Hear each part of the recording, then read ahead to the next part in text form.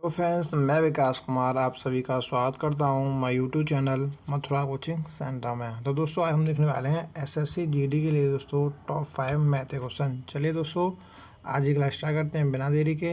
देखिए दोस्तों हमारा पहला क्वेश्चन इसके ऊपर आ चुका है। क्वेश्चन नंबर 1 क्या कहना चाहता है, पहली 9 विषम संख्याओं का औसत क्या है। ठीक है, तो भाई पहले आपको 9 विषम संख्या लिख लेनी है। ठीक है, चलिए मैं लिख देता हूँ। पहली होगी 1, दूसरी होगी 3, फिर इस प्रकार से 5 होगी, फिर 7 होगी, फिर 9 होगी, इसके बाद 11 हो जाएगी, इसके बाद 13, फिर हो जाएगी आपकी 15 और इसके बाद हो जाएगी भाई आपकी 17। तो इसको काउंट कर सकते हो कितने हुए, 1 2 3 4 5 6 7 8 9। तो भाई आपके सामने मैंने लिख दी हैं 9 विषम संख्याएं। उसका पूछा उसने आपको एवरेज। तो भाई एवरेज जो होता है दोस्तों हमेशा आपको ध्यान रखना बीच की संख्या होती है। ठीक है, और दोस्तों बीच की संख्या कब होती है, ये आपको दोस्तों सीरीज जो है दोस्तों जो नंबर्स हैं आपको पूछ रहा है जिसका औसत वो जो है विशेष क्रम में होने चाहिए। विशेष क्रम का मतलब है दोस्तों उनमें समान अंतर होना चाहिए। यानी कि जैसे कि आप इसमें देख सकते हो यहाँ से दोस्तों पहली संख्या 1 है, फिर 3 है, फिर 5 है, फिर 7 है, फिर 9 है। तो इनमें आप देख सकते हो जी जो नंबर्स हैं दोस्तों विशेष क्रम में है, यानी कि 2-2 का अंतर में है सब। ठीक है, 2-2 का अंतर है सब में। तो इनका जो एवरेज होता है हमेशा बीच की संख्या होता है। तो बीच की संख्या यहाँ पर आप हम दे सकते हो। तो यहाँ पर 9 है, तो इधर मैं 4 छोड़ दूंगा और इधर 4 छोड़ दूंगा। तो बीच में भाई कौन सा नंबर है मुझे दिख रहा है भाई आपका ऑप्शन नंबर ए यानी कि 9। तो इस क्वेश्चन का जो आंसर होगा दोस्तों option number A correct answer. Okay, और दोस्तों आप ऐसे भी कर सकते हो, अगर विशेष क्रम में नंबर्स लिखे हुए हैं तो जिनका जो एवरेज होता है पहली संख्या प्लस में लास्ट की संख्या, जैसे कि पहली संख्या में 1 है और लास्ट की संख्या में दे रखी है 17 है, और इनका कर देता हूँ दोस्तों हम क्या हाफ। यानी कि यहाँ मैं लिख सकता हूँ 18/2 = 9। ठीक है, समझ पा रहे हैं या नहीं। मैंने यहाँ आपको क्या समझाया है, अगर नंबर्स विशेष क्रम में लिखे हुए हैं चाहे कितने का भी अंतर हो, 1 का अंतर हो, 2 का अंतर हो, 4 का अंतर, 5 का, 100 का अंतर, उनका जो एवरेज होता है हमेशा बीच की संख्या होता है। ठीक है, और या आप ऐसे भी कर सकते हो, अगर आपको पता है कि पहली संख्या 1 है और लास्ट की संख्या 17 है, उनका ऐड करके दोस्तों उनको हाफ कर देते हैं, वो भी हमारा एवरेज होता है। ओके, तो नेक्स्ट क्वेश्चन देख लेते हैं। क्वेश्चन नंबर 2 क्या कहना चाहता है, देखिए काफ़ी इम्पोर्टेंट क्वेश्चन है। एक व्यापारी 2 वस्तुओं को 1875 रुपये प्रति वस्तु के दाम पर बेचता है। यदि उसे एक वस्तु पर 25% का लाभ तथा दूसरी वस्तु पर 25% की हानि होती है तो हानि का मान रुपए में क्या होगा। ओके, तो भाई ईजी है, कुछ भी नहीं है। देखिए क्वेश्चन क्या कहना चाहता है, एक व्यापारी है, उसने भाई 2 वस्तुएं बेची हैं कितने रुपए में, 1875 रुपये में। ओके, 1875 में मतलब कि प्रत्येक वस्तु का मूल्य है। ओके, यानी एक वस्तु उसने 1875 में बेची है। ठीक है, तो यहाँ से आप तुम देख सकते हो कि 25% एक लाभ पर बेची है और एक बेची है 25% की हानि पर। तो 25% की फ्रैक्शन होती है भाई 1/4। अगर यहाँ से मैं देखूँ एक 25% के लाभ पर बेची है तो भाई 4 की चीज़ को उसने कितने बेच दिया होगा, 5 में। ठीक है, और दूसरी उसने कितने में किया, 25% की हानि पर। इसका क्या मतलब है, यहाँ पर भाई 25% की फ्रैक्शन भी क्या होती है, 1/4 ही होती है। यहाँ पे मैं लिख देता हूँ, तो 4 की चीज़ को उसने 3 में बेच दिया। ठीक है, यहाँ पे तुम एक चीज़ समझ पा रहे होंगे, उसने क्वेश्चन में बोला है कि दो वस्तुओं को 1875 रुपये में प्रति वस्तु के दाम पर बेचता है। यानी प्रत्येक वस्तु का जो सीपी है, सीपी नहीं एसपी है, यानी विक्रय मूल्य है वो 1875 है।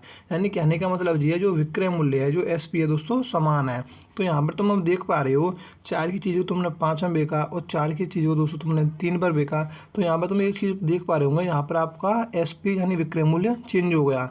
तो मुझे भाई यहाँ पर क्या करना है, मुझे एसपी इक्वल करना है। इक्वल कैसे करूँगा मैं, यहाँ पर कर दूंगा पहले जो रेशियो में 3 का गुणा कर दूंगा। ठीक है, इधर, और नीचे वाले में कर दूंगा भाई मैं 5 का गुणा।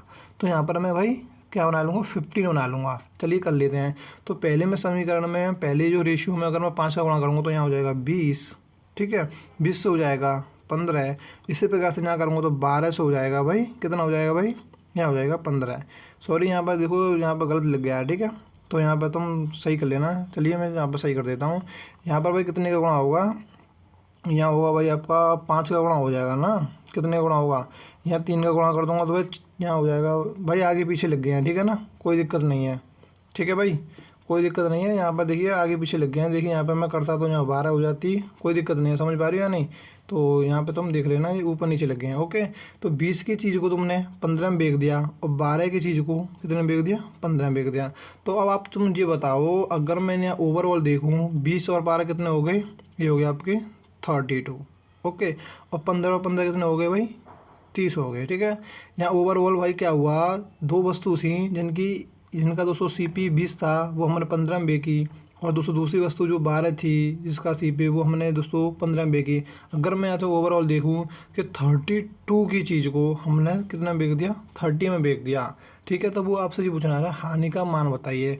तो भाई आप यहाँ से हम देख सकते हो जो 1875 एक वस्तु का है, और यहाँ पे मैंने भाई यहाँ पर ओवरऑल मैंने दोनों वस्तुओं को जोड़ लिया है। तो 1875 अगर हम यहाँ टोटल देखो तो कितना हो जाएगा, ये हो जाएगा आपका 3750। 1875 और 1875 कितने हो जाएंगे, 3750। ठीक है, और हमारा भाई यहाँ पर कितना आया, 30। ठीक है, क्वेश्चन के हिसाब से भाई कितना बनना, 3750। तो ये यहाँ पर कितना मल्टीपल है। ठीक है, यहाँ से अगर तुम काट पीट करोगे तो भाई कितना हो जाएगा, ये हो जाएगा भाई आपका 125 गुना। ठीक है, 0 से 0 कट जाएगी, तो 125 इंटू 3 कितने होते हैं भाई, 375 होते हैं। तो ये हमारे जो 32 है ना, तो ये भी दोस्तों हमारे 125 गुना रहा होगा। तो मैं यहाँ कर दूँगा 125 इंटू 32। ठीक है, तो यहाँ से अब मैं करूँगा तो दोस्तों ये हो जाएगा भाई आपका 4000। ठीक है, कैलकुलेशन कर लेना आप, यहाँ पे स्पेस नहीं हो जाएगा तो 4000। ठीक है, आपने 4000 की वस्तु को या सामान को दोस्तों कितने में बेच दिया, तो मैंने बेच दिया भाई 3750 रुपये में। यहाँ लिख देता हूँ नीचे 3750 रुपये में। तो भाई आपको हानि कितने की भाई, हमें हुई भाई हानि 250 रुपये की, जैसा कि ऑप्शन नंबर बी हमें दे रखा है। ओके, तो यहाँ पर हमारा ये क्वेश्चन समाप्त होता है। काफ़ी इंपॉर्टेंट क्वेश्चन था। ठीक है, तो चलिए दोस्तों नेक्स्ट क्वेश्चन देख लेते हैं। नेक्स्ट क्वेश्चन दोस्तों हमारा क्या कहना चाहता है, देखिए क्वेश्चन नंबर 3। ठीक है भाई, देखिए कोई व्यापारी कपड़े पर ₹50 प्रति मीटर मूल्य अंकित करता है। वह क्रमशः 15% और 20% की छूट देता है। प्रति मीटर निवल नेट कीमत क्या होगी। ठीक है, तो दोस्तों ये भी क्वेश्चन ईजी है। देखिए क्वेश्चन क्या कहना चाहता है, 1 मीटर कपड़े की जो अंकित मूल्य है भाई वो कितना दे रखा है आपको, 50 रुपये। ठीक है, अब आगे क्या करता है वो, क्वेश्चन में क्या कहना चाह रहा है वो दोस्तों 15% और 20% की छूट देता है। ठीक है, तो इसका क्या मतलब है, जब 50 रुपये भाई 15% की छूट दी तो ये कितने में बिक्री होगी, वो इसके 50 का 85%। ठीक है, फिर उसने 20% की छूट दी तो भाई कितने में बिक्री होगी, इसका 80%। ठीक है, समझ पा रहे हो ना, इतना तो आप समझ रहे होंगे भाई। कोई भी चीज़ अपने आप में 100% होती है। जब मैंने इस पर 15% की छूट दी तो 100% होती है अपने आप में, तो 15% की छूट दी तो भाई कितने में बिक्री होगी, उसका 85%। फिर 20% की छूट दी यानी कि उसका 80%। तो यहाँ से हम कैलकुलेट करेंगे, यहाँ से जो 20 चौक 80, 20 पंजे कितने हो जाएंगे भाई 100, 5 से कट जाएगा भाई 70 बार। ओके, तो यहाँ से भाई कितना कट जाएगा, फिर 50 से कट जाएगा ये 2 बार, तो यहाँ हो जाएंगे 2 दूनी 4, यानी कितना हो गया भाई, ये हो जाएगा आपका दोस्तों ऑप्शन नंबर सी, यानी 34 रुपये। ओके, तो इस क्वेश्चन का आंसर होगा भाई option number C correct answer. Next question देख लेते हैं। नेक्स्ट क्वेश्चन दोस्तों हमारा क्या कहना चाहता है, काफ़ी इंपॉर्टेंट क्वेश्चन है।